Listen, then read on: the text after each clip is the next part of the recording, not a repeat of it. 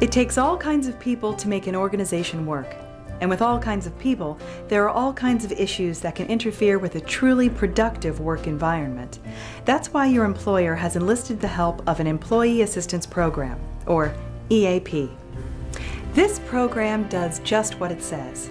It assists employees and their families with a wide range of services such as counseling, legal advice, financial guidance, and more.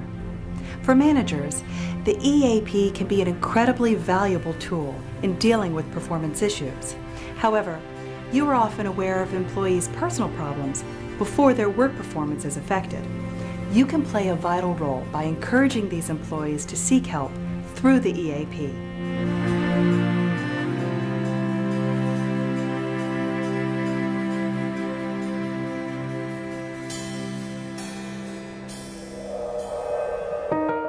But what about employees who are having personal problems that are affecting their work?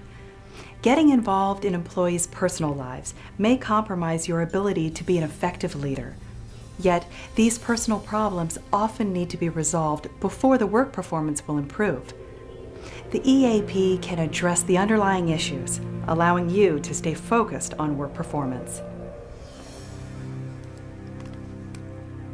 A few months ago, one of my most valuable team members, John, started having problems at work. He was missing deadlines, showing up late, and even when he was here, he just wasn't himself. I knew through the grapevine that John was in the middle of a divorce, and I felt bad for him. But he was really causing problems for our department. I didn't know what to do.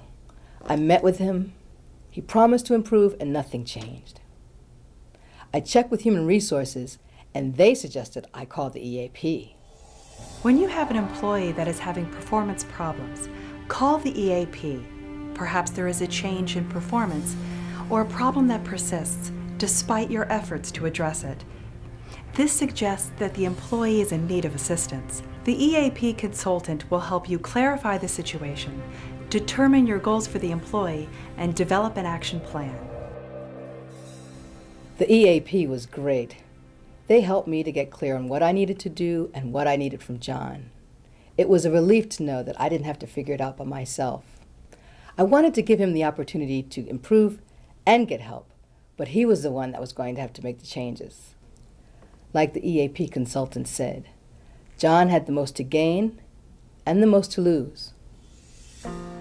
My marriage had fallen apart, and I was a mess. Couldn't even concentrate. I was just going through the motions, and I really didn't think it was affecting my work. Okay, so I was late a few times, and I dropped the ball on a couple of projects, but people here know me. They know my good reputation. But besides, I was going through a really tough time. The plan you develop with the EAP often includes a referral for counseling. While the EAP is confidential, in certain situations, it may be important for you to know that the employee has followed through with your referral. The employee must give written permission for the EAP to release any information to you.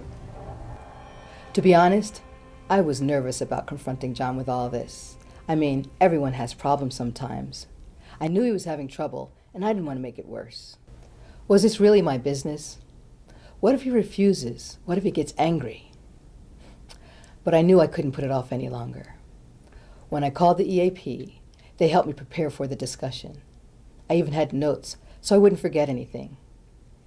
And the meeting turned out really well.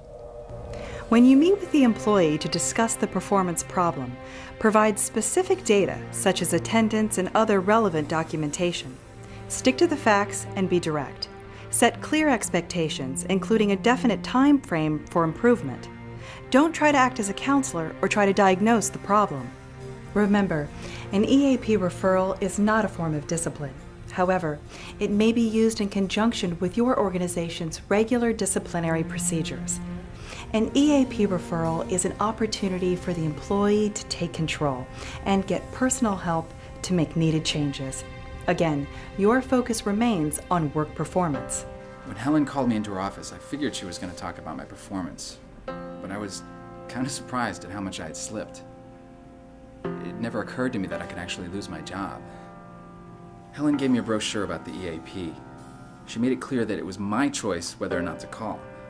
But she did tell me that it was important that I got my act together at work. She laid out specific things I had to improve and set a date for our follow-up meeting. At first, I really didn't want to talk to a counselor.